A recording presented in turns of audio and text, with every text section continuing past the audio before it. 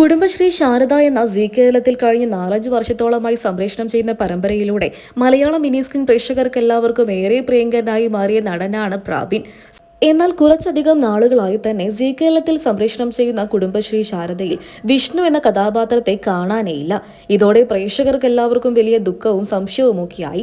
പ്രാബിൻ പരമ്പരയിൽ നിന്നും വിഷ്ണു എന്ന കഥാപാത്രത്തെ അവതരിപ്പിക്കുന്നതിൽ നിന്നും പിന്മാറിയോ എന്ന് ഒടുവിൽ ഈ വിഷയത്തിൽ ആദ്യമായി പ്രതികരണം അറിയിച്ചുകൊണ്ട് എത്തിയിരിക്കുകയാണ് വിഷ്ണു എന്ന കഥാപാത്രത്തെ അവതരിപ്പിച്ചിരുന്ന പ്രാബിൻ. തന്റെ ഇൻസ്റ്റഗ്രാം പേജിലൂടെ ഒരു വീഡിയോ പങ്കിട്ടുകൊണ്ടാണ് അദ്ദേഹം പ്രതികരണം അറിയിച്ചത്. ഒരു പ്രേക്ഷകന്റെ ചോദ്യം ഇങ്ങനെയായിരുന്നു: വിഷ്ണു ചേട്ടാ, നിങ്ങളെ ഞങ്ങൾ ഒരുപാട് മിസ് ചെയ്യുന്നുണ്ട് കുടുംബശ്രീ ശാരദ പരമ്പരയിൽ. നിങ്ങൾ തിരിച്ചു വരുമോ എന്നായിരുന്നു പ്രേക്ഷകന്റെ ചോദ്യം. അതിനായിരുന്നു ആദ്യം പ്രാബിൻ മറുപടി നൽകിയത്.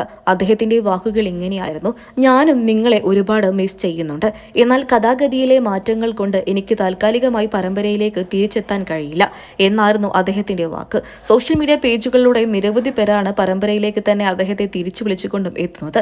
എന്നാൽ കഥാഗതിയിലെ മാറ്റങ്ങൾ കൊണ്ട് വിഷ്ണു എന്ന കഥാപാത്രം ഇപ്പോൾ മരണപ്പെട്ട നിലയിലാണ്. നായകന്റെ പ്രാധാന്യമുള്ള മറ്റൊരു കഥാപാത്രം പരമ്പരയിലേക്ക് എത്തുകയും ചെയ്തു. അതുകൊണ്ട് തന്നെ ഇനി വിഷ്ണു എന്ന കഥാപാത്രത്തിന് പരമ്പരയിൽ വലിയ വാല്യൂ ഒന്നും ഇല്ലാത്ത രീതിയിൽ തന്നെയാണ് കഥാഗതികൾ മുന്നോട്ട് പോകുന്നത്.